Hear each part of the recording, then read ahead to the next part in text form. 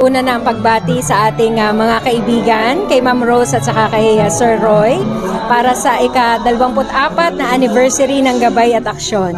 Alam nyo, taon-taon present ako and I'm looking forward sa 25th anniversary nila, silver anniversary next year sa 2024. Muli nagpapasalamat po tayo sa Gabay at Aksyon sapagkat sa pamamagitan po ng pagkilala ay nagkakaroon po ang inyong lingkod ng dagdag na inspirasyon para po ipagpatuloy po ang ating mga nasimulan ng mga programa at proyekto sa lalawigan ng Laguna.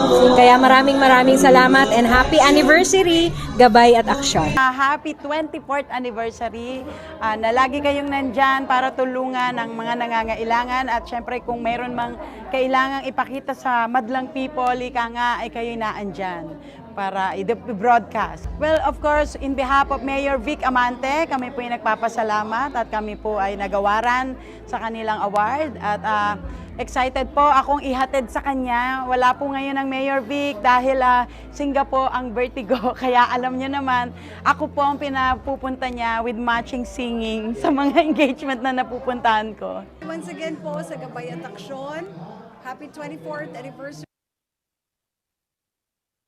Siyempre, hindi ka aabot ng 24 years kung hindi dahil sa dedikasyon mo, sa commitment mo, sa pagiging public servant mo.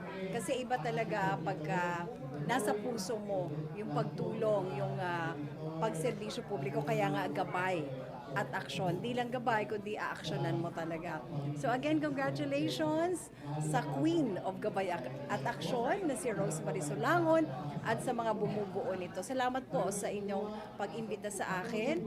And again, congratulations.